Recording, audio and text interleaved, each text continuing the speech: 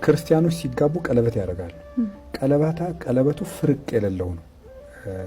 ጉጠትም የሌለው ወይም ደግሞ ፈርጥ ነው የሚባለው አይደለም። ፈርጥ የሌለው ወይም ደግሞ ፍርቅ የሌለው። ፍርቅ የሌለውን ቀለበት ብትዞሪ ጫፉን የት ላይ ነው የምታገኘው? ጫፍ የለውም፣ ዝም ብሎ መዞር ነው። እና ይሄ ዘላለማዊ ሕይወት ነው።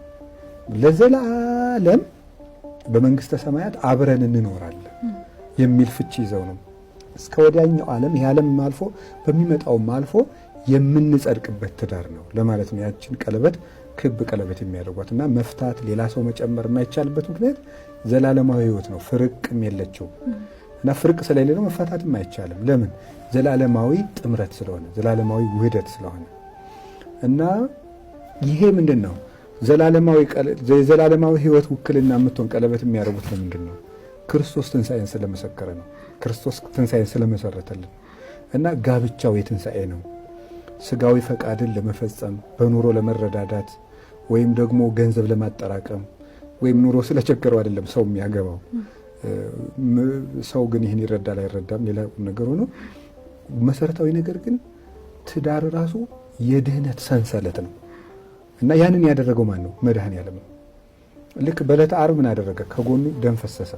ከጎኑ በፈሰሰው ደም ቤተክርስቲያንን ነው የመሰረታት። የአዳም ሚስት ከየት ነው የተገኘችው? ከጎኑ ነው።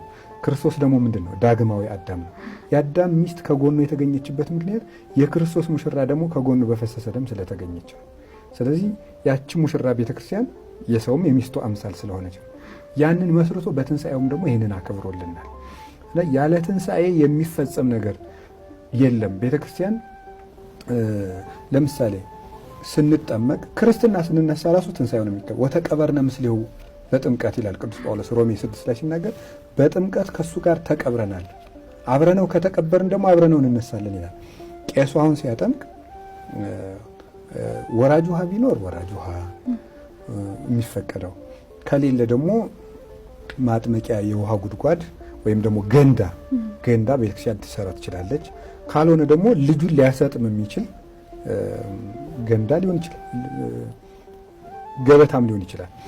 እዚያ ቄሱ 3 ጊዜ ብቅ ጥልቅ ያደርገዋል ሕፃኑ። ያን የሚያደርግበት ምክንያት ምንድን ነው?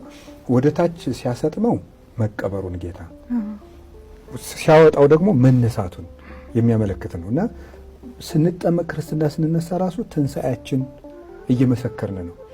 ጾም ራሱ የምናበዛው ለምን ይመስልሻል? አሁን ከኛ ቤተክርስቲያን ከ260 ቀናት በላይ ጾም ነው ኦርቶዶክስ ቤተክርስቲያን ውስጥ። ለምንድን ነው? የማይበላበት ህይወት የት ነው? ሰማይ ውስጥ ነው። እና ለዚያኛው ዓለም ነው የምንኖረው። ሰው ሊነግድ ሄዶ ይህ ዓለም እንደ መነገጃ ቦታ ነው።